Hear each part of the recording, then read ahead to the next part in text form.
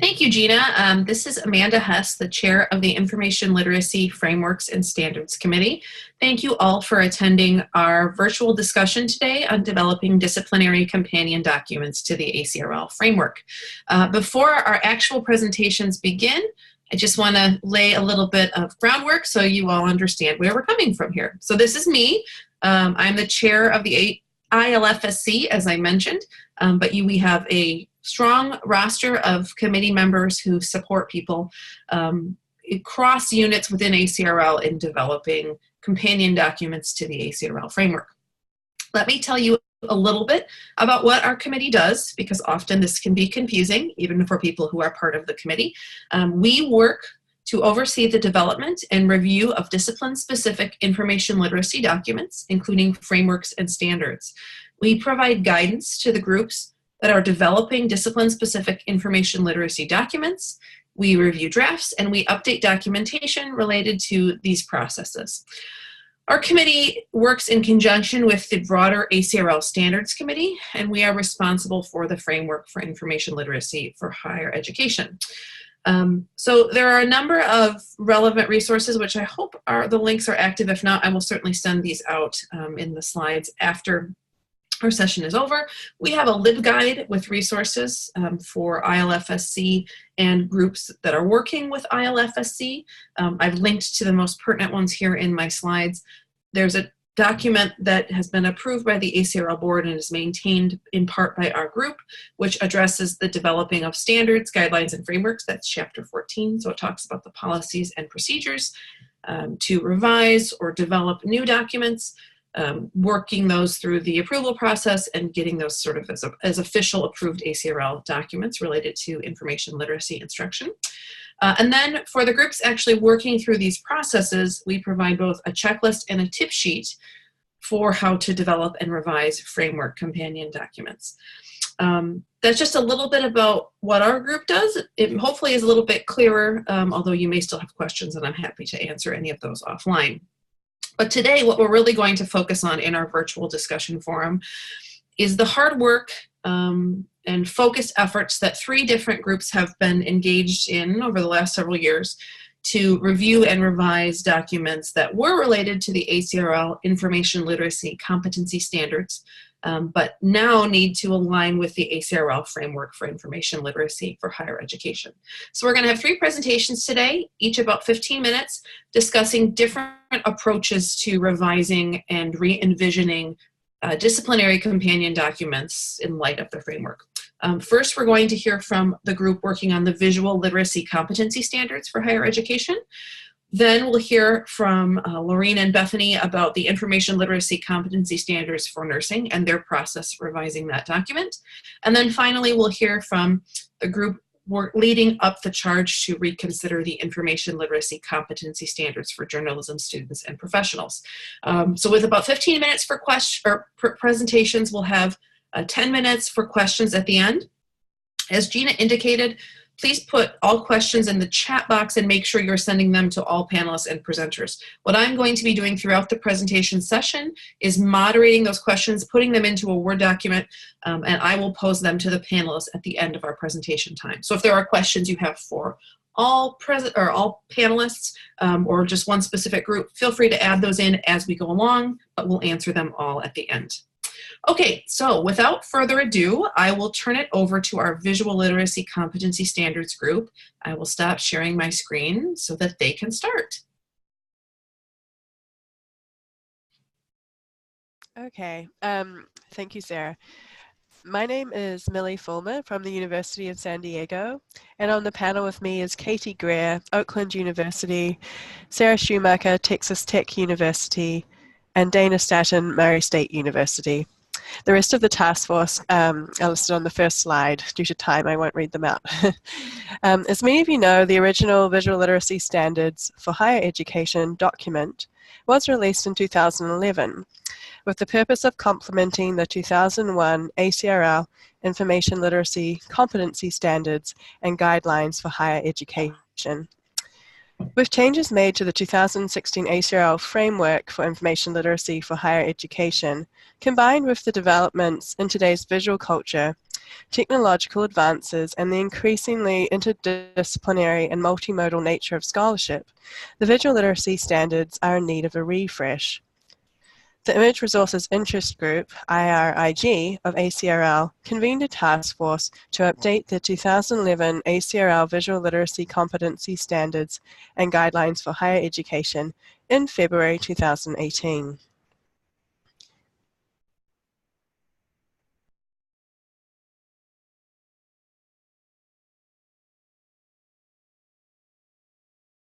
Okay, so I'm going to be talking about our first tricky concept.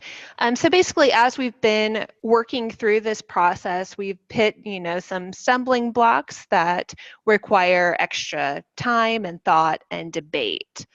So the first one is just defining what visual literacy is and all the other terminology that we'll need to be using. Because in order for the resulting document to have consistency, we all have to come to a consensus on what would be included and what would not be included. As we know, and as I've tried to illustrate from this literacies landscape, literacies have gotten incredibly complex and interwoven, and boundaries have become blurred. So the 2011 Visual Literacy Standards document really defined those boundaries fairly well, but now we have the influence of meta-literacy, metacognition, and an increased critical lens that are starting to blur those boundaries. So we need to get in there and figure that out again, explore the overlaps, and decide what our resulting document needs to cover. We used Trello to brainstorm a long list of terms that we needed to come to consensus on, and groups of 2 or 3 of the task force members were assigned to each. We pulled definitions and ideas from our literature review to gauge how these terms were used and applied in global context, but also within specific disciplines.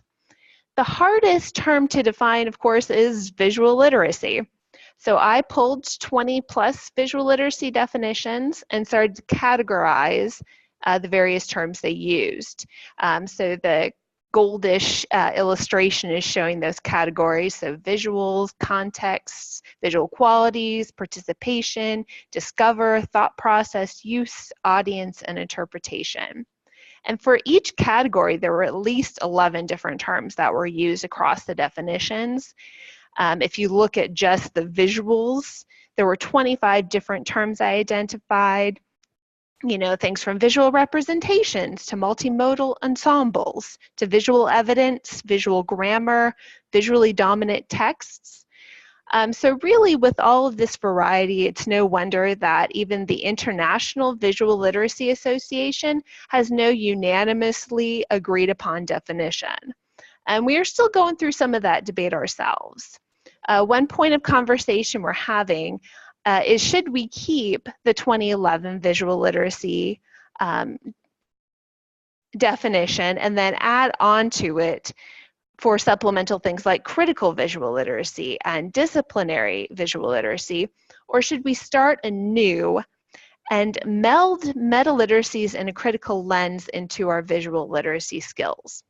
So the arguments for keeping that 2011 definition have been the comprehensive nature of the definition and its use within the visual literacy field, which is still fairly new and experiencing some growing pains as it starts to gain more disciplines, methodologies, and research strategies.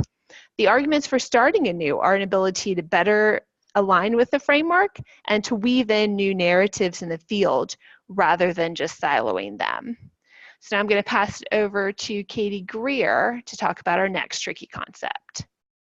Okay, thank you, Sarah. So I'm going to talk about extending into the frames, which is really how do we take this practice sort of task-based document and situate its meaning and content within the more theoretical conceptual framework. So what we did is we sort of divided up the different frames among ourselves, and we took that original 2011 document and we started questioning and shifting the competency standards into those different frames. And as Sarah mentioned, as we were doing this, we were sort of discussing definitions and thinking about, new ideas such as accessibility, metadata, social media, and where all those new things that have entered our visual culture, how they play into that. So for example, we had the original performance indicator 1D, which is that the visually literate student identifies key concepts and terms that describe the needed visual material. That was shifted into searching as strategic exploration. And at this point, we sort of wordsmithed these to update them a bit. And then in our second drafts, we used a common template. We hadn't done that previously. We modeled that on the framework document, and again, just sort of tried to shift everything into these new threshold concepts. As you can imagine, not everything fits, so we have some orphan standards that we have to deal with, and again, we're still wrestling with all the new things that have come about just since 2011. But just to give you an idea, Sarah, if I could have the next slide, how that process has looked. Here's the evolution of one standard. So we have 3.4b, which was the visually literate student seeks expert and scholarly opinion about images, including information and analysis found in reference sources and scholarly publications. So that was the original standard. In the framework, it discusses questioning traditional notions of granting authority and recognizing the value of diverse ideas and worldviews.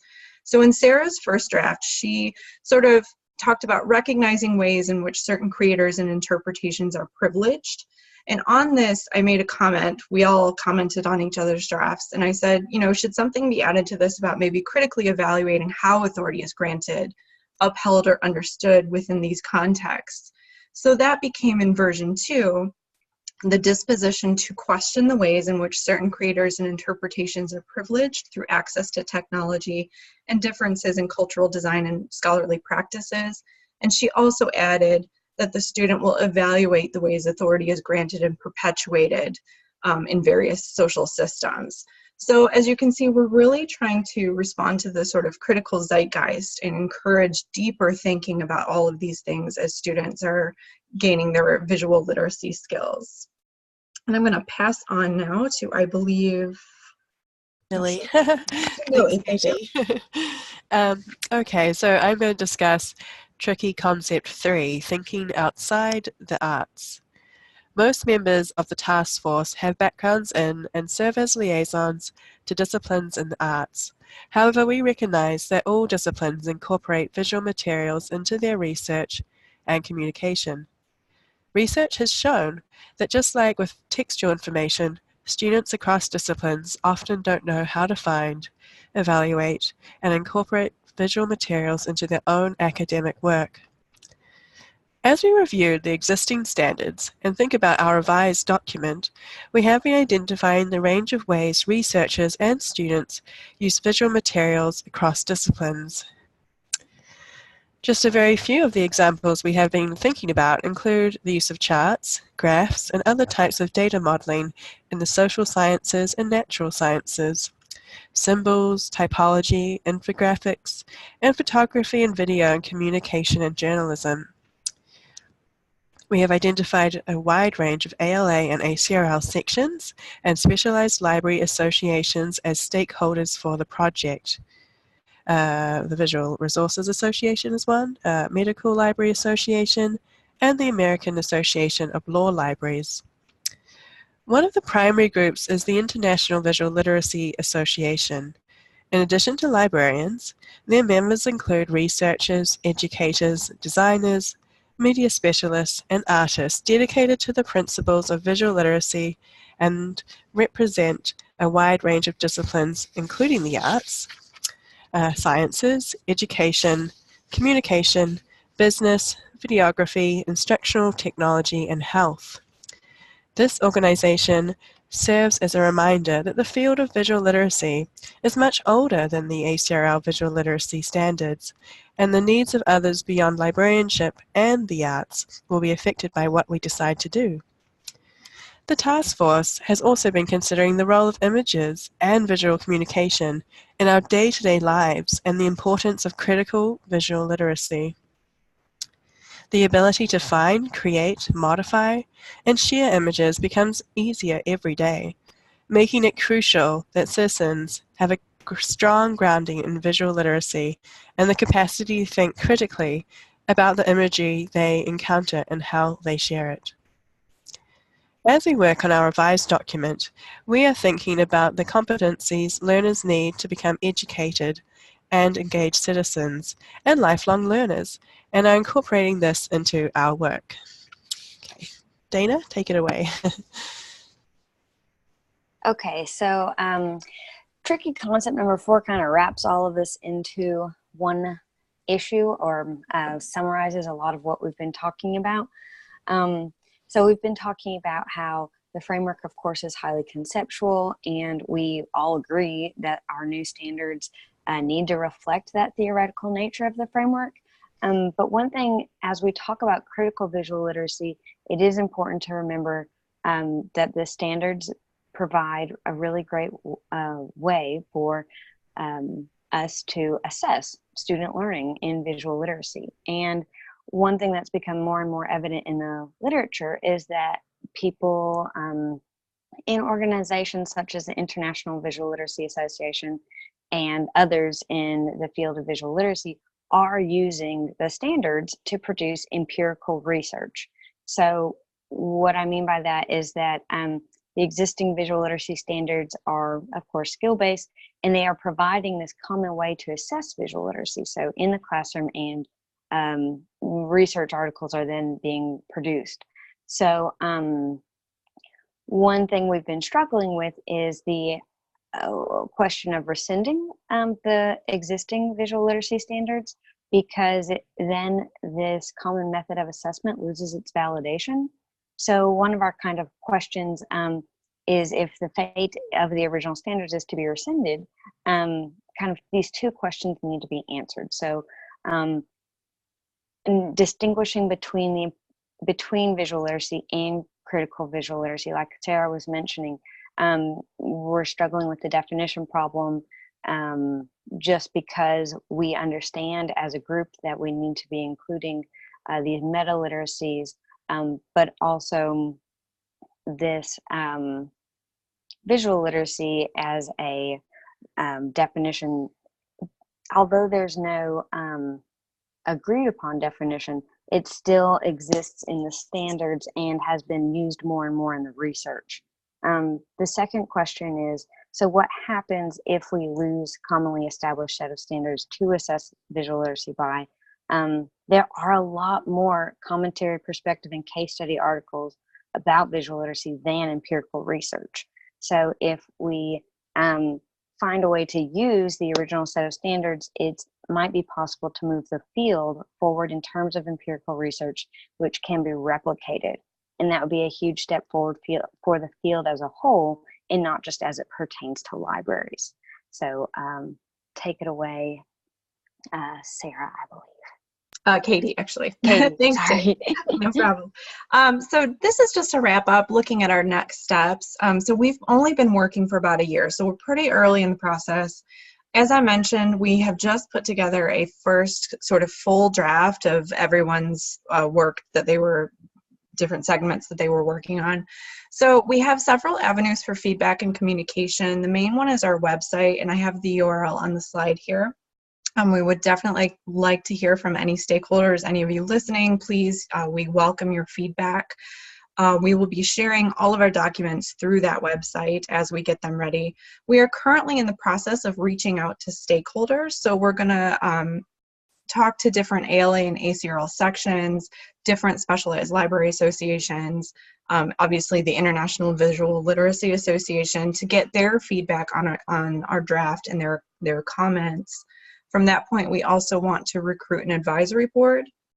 And then based on all the feedback and comments that we get from those various avenues, we are going to finish the draft and then submit it to IRIG. So we are in that process right now. Sarah, if I could have the next slide.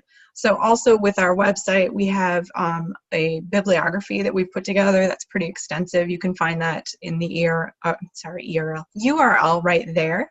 And also there's, like I mentioned, a point for feedback. So we look forward to hearing from you as we work through the next steps of our process. And at that point, I will pass on to the next group. This is Amanda. Thank you so much to our visual literacy presenters. And now we will move on to hear more about the work that the group has done around the information literacy competency standards for nursing. And again, if you have any questions for our visual literacy folks, please feel free to put those in the chat. Like I said, I'm moderating discussion, and we will pose some questions to the whole group at the end.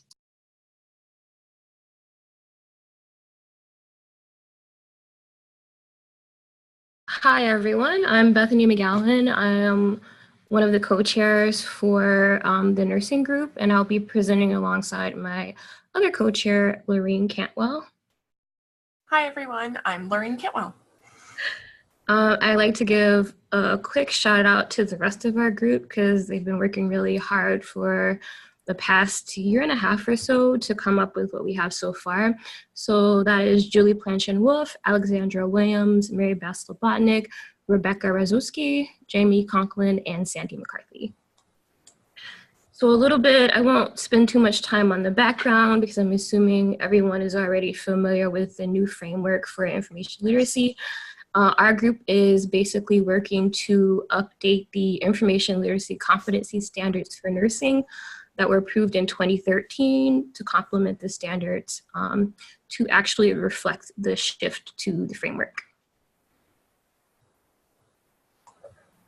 So far, we have convened the working group, and again, this was January, February of 2018 is when we started, and we really wanted a mix of universities, colleges, and community colleges. It was really important for us to get representatives from a lot of different areas, and we also have our ACRL liaison representative who is there to help guide us. Our working group conducted an abstract review of the literature. That's how we got started. Reading and summarizing the full text for what we thought was the most relevant articles. And then based on our literature review and our group expertise, we designed and executed a survey for our nursing faculty to better understand how they were already teaching information literacy competencies, but to also see if they were using the standards of the framework already. So far, we've analyzed the survey data, and we've also conducted a full text review of the literature. So our study was really to understand three key things. First, the nursing faculty familiarity with information literacy principles and standards, their perception on the relevance of information literacy to nursing education, and also sort of differences in expectations based on the level of education taught. So do nursing faculty, for example, who teach associate level students have different perceptions from those who teach bachelor level students or doctoral level students? So we had quite a few universities who were involved: Purdue University, West Lafayette, the main campus, and also Purdue University, Fort Wayne, the University of Washington's 3 campuses, Bothell, Seattle, and Tacoma, Frontier Nursing University, University of Illinois at Chicago, Colorado Mesa University, University of North Carolina, Chapel Hill, and North Central Michigan College. Again, this is sort of representative of our need to have a good mix of large and small colleges and universities, and also community colleges. So we opened the survey in November 1st, 2018, and then it was closed January 7th, 2019 this year. It consisted of 19 mixed methods questions, and 87 nursing faculty responded from 8 institutions. So a little bit of data analysis here. 87 of the respondents indicated that they had some sort of curriculum committee that generated the student learning objectives and course outcomes for their courses. And 39% responded that their program had some sort of information literacy goal. When we asked about the actual faculty characteristics, we found that 33 of our faculty had PhDs in nursing, 19 had a PhD in some other discipline, 17 were MSNs, and 10 were DNPs. And then we asked them about the level of education they were currently teaching. 1 was teaching at the associate level, 41 were bachelor levels, 25 were masters, 27 DNPs, and 11 PhDs. And then we also wanted to know how faculty were involved with their curriculum, and we found that 25 of the people who responded were current curriculum committee members. 23 had no involvement at all with their curriculum committee. 22 had been on the curriculum committee at some point in the past. 13 had a curriculum committee leadership role. 12 were a member of some sort of accreditation committee for their universities. 12 responded other, and then we had 9 assessment committee members. And ultimately what we found were that our faculty were largely unaware of the ACRL information literacy standards. So we asked them first if they were familiar with sort of the old ACRL information literacy standards. And 22% of them said that they were not. And then we asked them if they were familiar with the new information literacy framework, and only 6% actually said that they were. So what we found was that they are actually primarily incorporating standards from the nursing discipline, from like the Tiger accreditation standards, the ACN standards, and the QSEN Institute standards. But then 28% or 28 of them actually said that they were not doing anything at all. And then we asked about how many faculty actually teach information literacy, and 79% of them do teach information literacy in some form. So the most common reason was because students needed it. 28 said that it's part of their skill set or interest. 22 thought it was an institutional learning outcome, and then 14 teach information literacy for accreditation purposes. And then we had 2 other. And then we had 21% who didn't teach information literacy, and when we asked them why, some common answers were, it's not my area of expertise, or I expect students to receive it elsewhere, or I didn't think to include it. And one person said that they left this to librarians. Right, and then we asked how faculty actually were teaching information literacy, and 46 of them teach it in assignments. Textbook readings, course objectives, and librarian sessions were also popular. Modeling approaches were popular, and then discussion boards and other were also measures.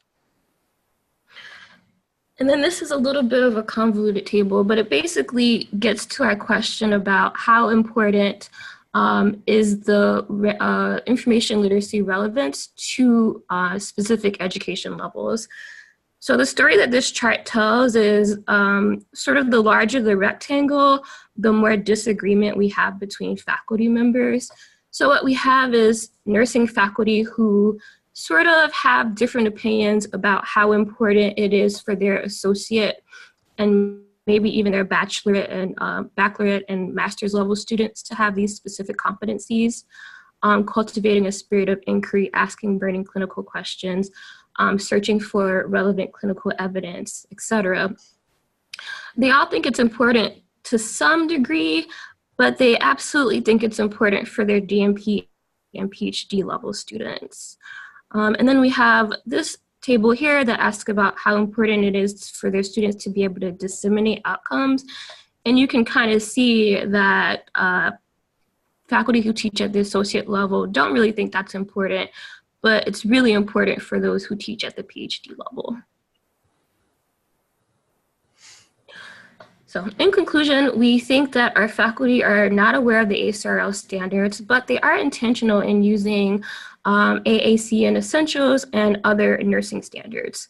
So it's really critical that we align our framework to nursing standards. And we really think that we're going to try to use the language that our nursing faculty are already familiar with to do this. It also presents an opportunity for librarians to promote and educate about the framework. So we need to find creative ways to teach searching and other important topics. And then finally, faculty incorporating information literacy standards into assignments provides an additional opportunity for librarians to partner. For our next steps, we do want to publish the survey and literature review results that we currently have. And then we're going to actually probably spend the summer conducting in-person follow-up interviews with some of our faculty, our students, and other nursing liaison librarians to better understand how the information literacy framework could be more robustly integrated into nursing instruction. We want to use the findings from the literature review, the survey, and the interviews to draft the recommendations for our framework. And then we want to publish the results and market the ACRL framework in a nursing education journal and also in a library journal. And Maureen, do you want to add anything? I think that is it for us. Sure. So Bethany, thank you. You covered a lot of ground there, and I think, you know, I don't know how typical our approach has been for others who are working on similar endeavors, but I think for us, we were really concerned that we knew the lay of the landscape for nursing educators before we began the drafting process, because as Bethany said, it's really, really critical to make sure that we are speaking their language. That whatever document we come up with has that blend of, you know, sort of achievable skill set attainment and librarianship effort, but also then shifting into language that their curriculum and their syllabi and their accreditation work can appreciate and work with. So we want it to be a very usable document and one that we can market to nursing educators to say, you know, we understand that some of you may prefer that librarians handle these skills. Well, we want to show you that we understand what you're looking for and here's how we can help. Or to show them that this may not be your area of expertise, but this is our area of expertise, and we've heard what you're looking for, and here's how we can help, right? So to always kind of find that open door with them, I think is really what we're going for long term out of this document. And that's why I think also we're hoping to make sure that we publish something about the nursing framework within a nursing education journal to make sure that we're getting it in front of them and not just getting it in the library literature.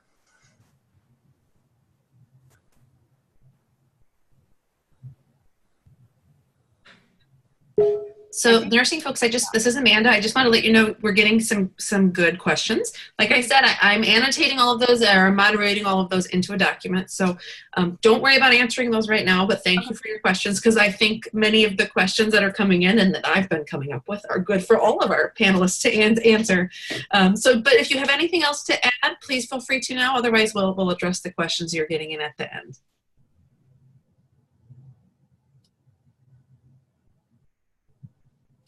Okay, well, thank you so much, nursing folks.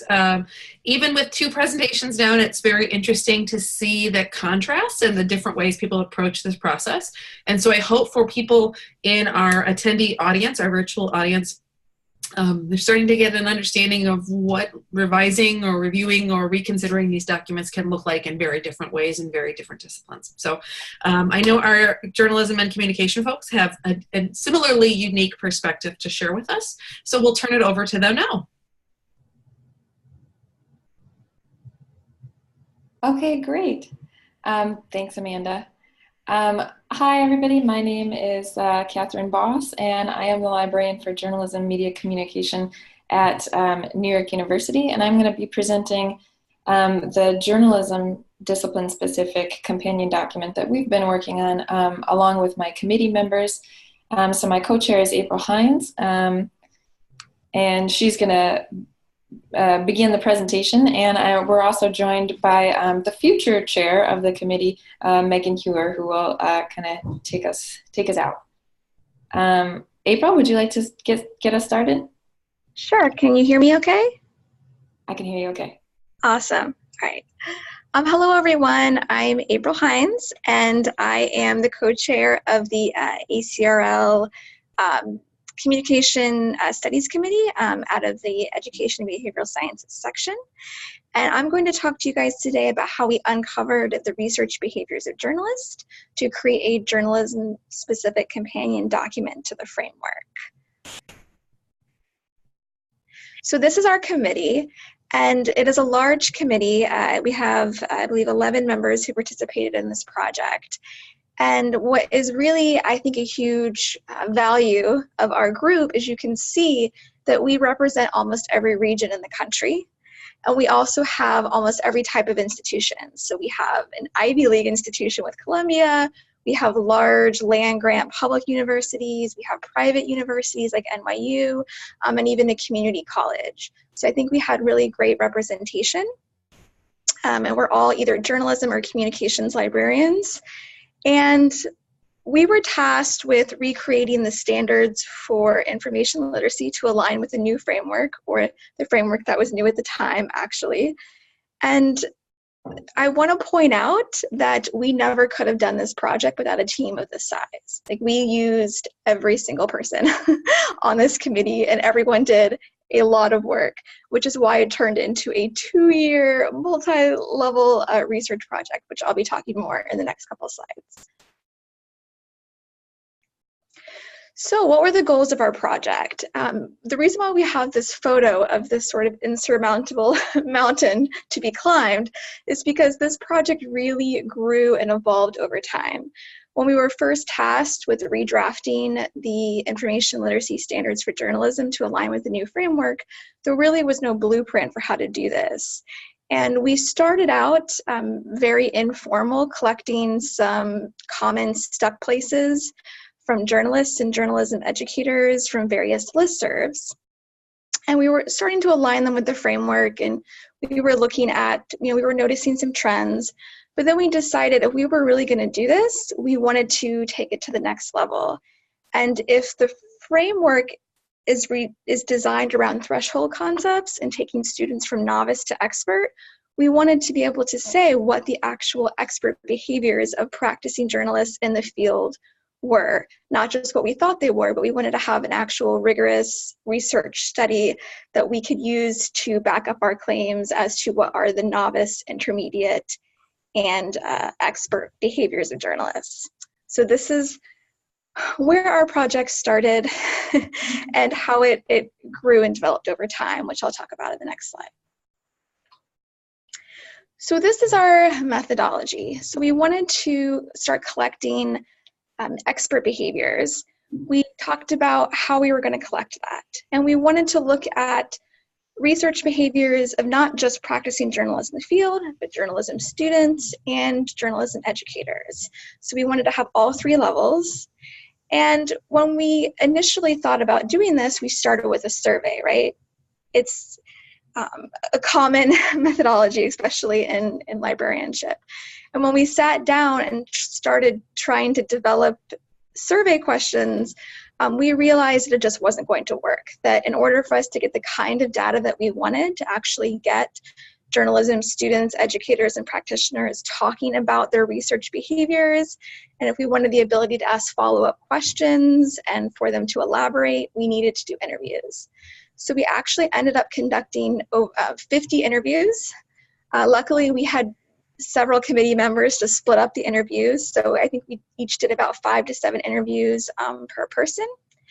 And we interviewed everyone from the New York Times and the Washington Post to NPR stations and television stations to student newspaper, reporters at student newspapers at smaller institutions. So we really had a nice representative sample. And when we developed our interview questions, which Katie will talk about more later, we developed them to align with the framework. And then we had, once we developed the questions, we had to apply for IRB if we really wanted to publish on this study, which we did. And we found out that we didn't just need one IRB, we needed IRB from all of our institutions. So if you think IRB is difficult at one institution, try getting it at 7 institutions. It was kind of a nightmare, but we made our way through. And then we actually conducted the interviews like I outlined before. And then we had to do a norming process to make sure that we were all coding the interviews in a similar way. So we weren't, totally skewing our results. And Katie will talk more about Interrater reliability later. And then we developed a spreadsheet and a method for coding our interview transcripts, and then we started analyzing those results and picking out what we felt were the expert behaviors that aligned with each framework that the journalists were communicating to us. So that is an outline of our methodology, and I believe you're next, Katie? Yes. Okay. Great, thanks, April. You're welcome. So that was the big overview of what we did in our method, and that took about 2 years. And now I'll talk in a little bit more detail about some of those steps. So the semi-structured interview questions that we developed, we are making all of these available to all of the attendees. I'll just put the link to our handout in the chat now. So y'all can take a look at that while we're talking. But yeah, we developed 14 semi-structured questions based on the framework. This took a lot of discussion amongst our committee, and it's really these types of interview questions we believe would be specific to each discipline. But if that's helpful for other committees to look at what we asked, by all means, take a look at that. We use semi-structured interviews as a way to provide a nice balance between structure and freedom. So the structure of all the questions, we ask the same questions of students, professional journalists, and journalism educators, so that we would have comparable data across those different demographics, so that we could directly compare the way students' research behaviors to professionals' research behaviors. And also having the same structured interview questions allows us to compare across institutions. So this was a nice fit for us. And we also believed, as April kind of alluded to earlier, that interviews would improve the validity of our findings, because if we were using jargon terms, that would kind of come out in the interviews, and we could use probing questions to gather more data, and they could speak in their own terms, right? We wouldn't have to impose library speak onto our survey or our interview participants. And the probing questions were very, very important in that regard. So for every single question, they were all pretty open-ended. We would then have clarifying questions that we would ask the interview participants. You mentioned this, can you talk about it in more detail? Here are just a few examples of some of the questions. Again, these are related to the journalism discipline specifically. So these questions would have to be kind of tailored to each discipline, but we believe that this is a very replicable model, what we've done. So for instance, this third question, describe your process or the steps you take when you fact check and verify the truth of your information sources. Each of these questions sort of was inspired by a frame. This particular question was inspired by authority is constructed and contextual. Examples of a couple more questions. This one at the top, have you faced ethical decisions in the use of information in your writing and reporting? And these questions were very useful in that we often got answers that we weren't expecting, which was great. So a lot of journalists, this question was inspired by the information has value frame, ethical decisions in the use of information in your writing and reporting. And we had in mind that we would be asking about when they would link to other sources, when they would cite sources in a journalism story that they had published. But we got all different kinds of answers about how ethical dilemmas they face when protecting their sources, in the security of the information they gather, because for journalists, sometimes it is a risk for someone to go to a news outlet and tell their story. So that was a big part of the information that we gathered and the data that we gathered that we hadn't thought of. And this was great. It kind of, it gave a little window into how the framework is somewhat restrictive for some disciplines. And I mean, and that is kind of the purpose of developing these discipline-specific companion documents. So we elicited some really, really valuable data with this method. So an overview of the interview process. As April alluded to, we did 50 interviews. The whole committee participated in this, which made it, many hands makes light work. And we should note that we got funding for this. So we were able to offer $25 gift cards to each of our participants. The journalists all refused them because they're very ethical, which was great. And we also had funding for the transcriptions. So we had all of these 50 interviews professionally transcribed. So we had about $4,000 of funding to conduct this research, and that was donated by Penn State and New York University libraries. And we thank them for that. So we conducted those interviews, and each one lasted about an hour, and they were transcribed and recorded. And then we also conducted demographic information separately in a Qualtrics survey. This is an example after we had conducted our interviews. We were then, we moved on to coding all of the interviews, and we did a lot of norming and Interrater reliability, which I'll talk about in a minute. But this is just what our coding spreadsheet looked like. So we've pulled out some kind of sections of this, highlighted some things. You can see we would take the verbatim response from the interviews. We called that the natural unit. And then we would analyze that. We would select a frame, a primary frame that it was related to, and a secondary frame that it was related to. We would identify a central theme from that piece of the transcript, that part of text, and we would pull out some resource names, things that people named explicitly, like LexisNexis, Instagram, Facebook, Google, other resources like that. And this is just how we coded our information. Oh, that's also going to be available. We're making that spreadsheet document available to everybody, and that's also in the handout. It's linked at the bottom. So after we began coding, we didn't code everything right away.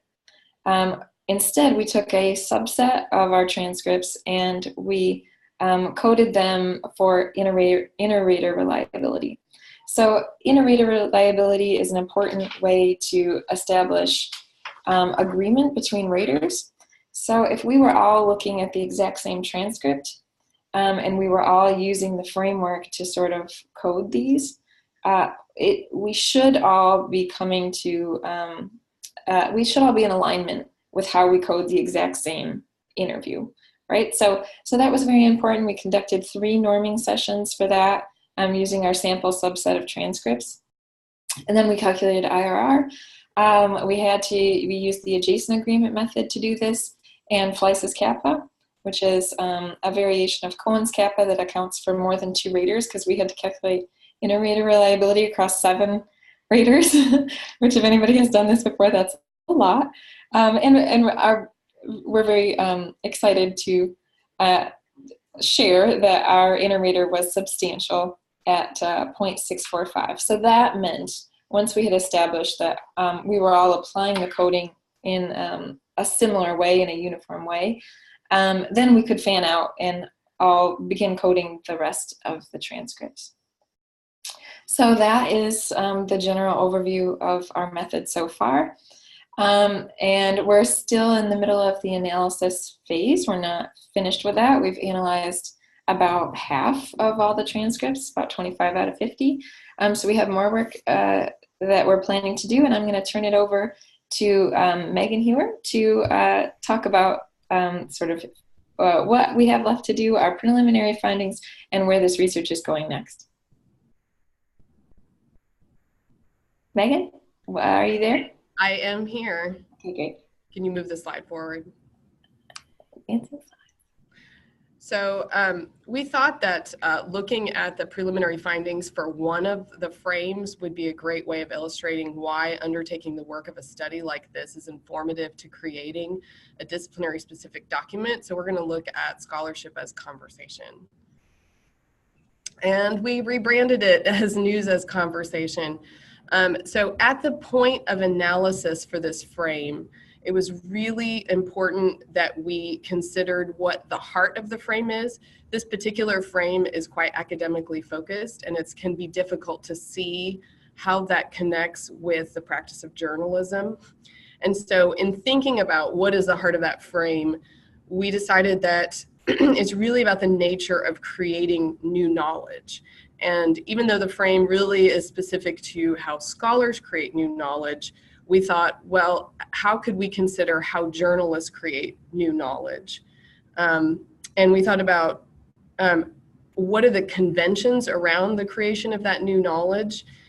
How is that different from scholarship? And is there an interconnected nature to that knowledge creation that is similar to the concept of a conversation? And so we found that in thinking about journalists creating new knowledge, that they construct truth from different perspectives. So, and in thinking about, oh wait, go back. In thinking about how we can fit, create a disciplinary specific document, I think this highlights why it's important to start from the point of view of the journalist practice, that we're moving from their information practices to seeing how it fits into the framework, because it potentially redefines that framework. So now you can move forward. This quote just from a reporter highlights that idea of knowledge creation, that in choosing perspectives and creating understanding, that reporters must understand the power and the responsibility of that, that in essence, they are helping shape and create our collective knowledge and understanding of our current events. And so that was a critical part of expert behaviors within that frame. So for next steps, as Katie mentioned earlier, we still have more work to do. We have more interviews to code and analysis. So we're looking at doing that and trying to publish results in a faculty-focused journal.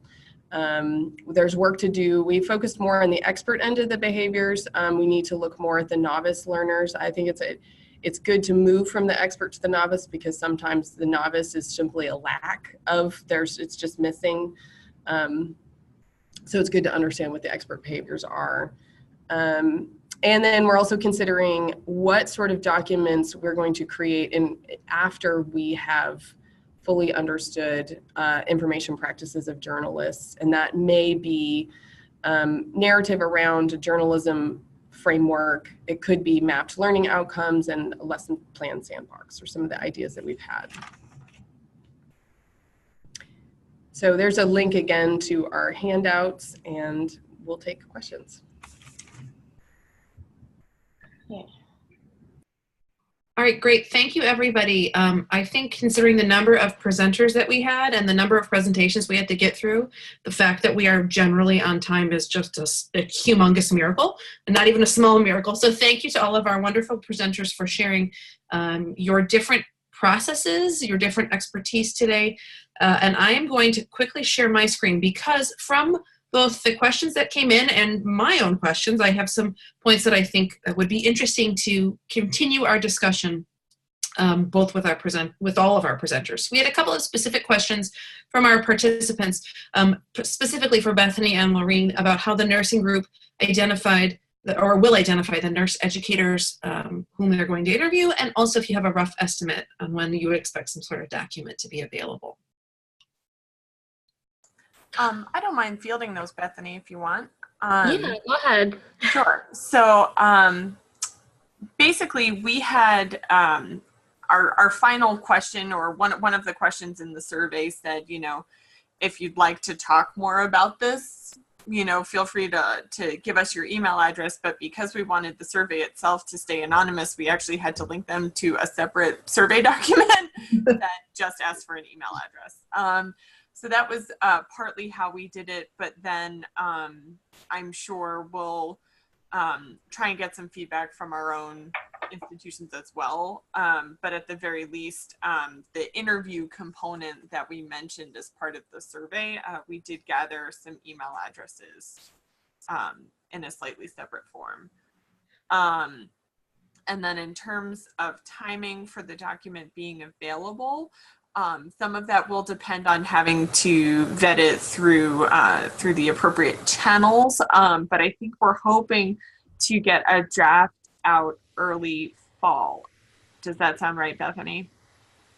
To ACRL.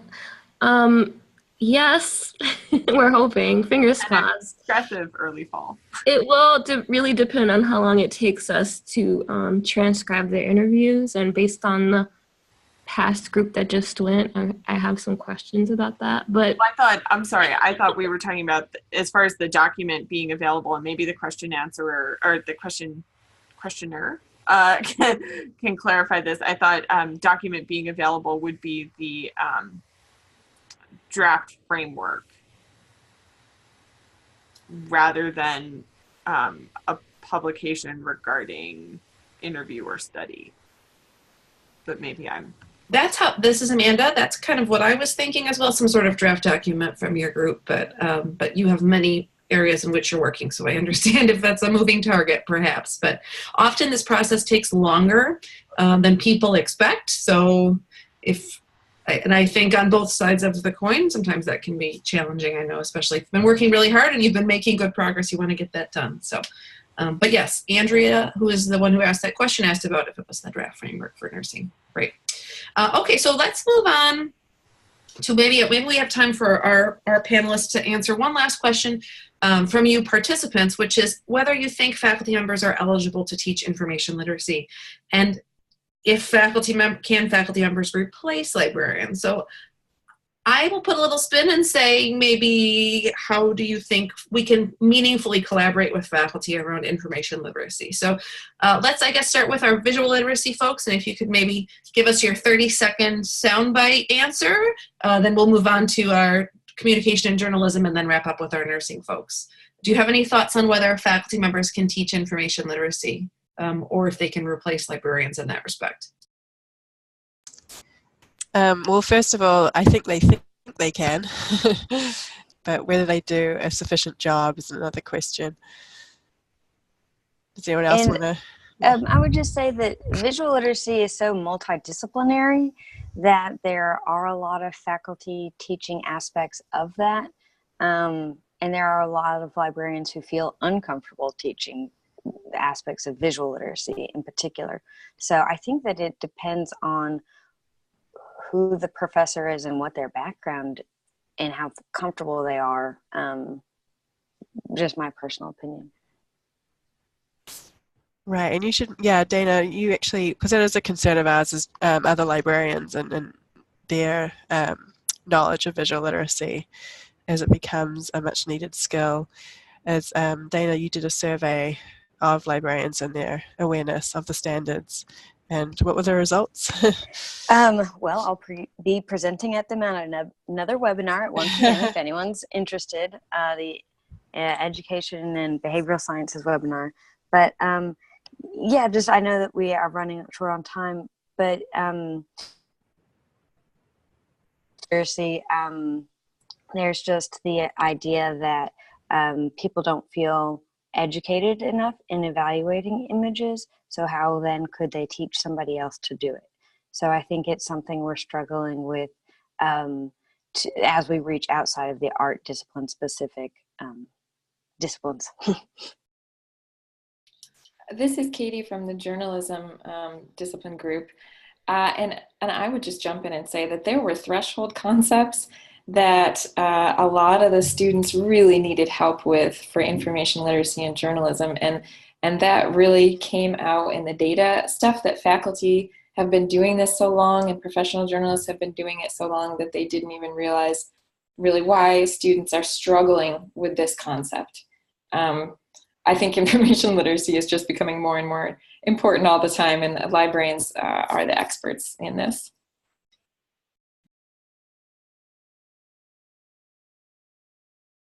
I guess I can wrap up with my opinion. I think our results show that our faculty are at least interested in information literacy, but they recognize that they may or may not be experts. And I think it's really going to take a collaboration between both librarians and nursing faculty to effectively teach these sorts of competencies. And I really see that being done with course design. So if librarians can get involved in the course design process at the beginning, I think that would be a scalable way to reach a broader range of students.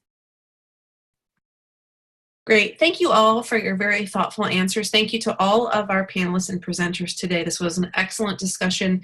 You provided 3 very different viewpoints and approaches to considering companion documents to the framework.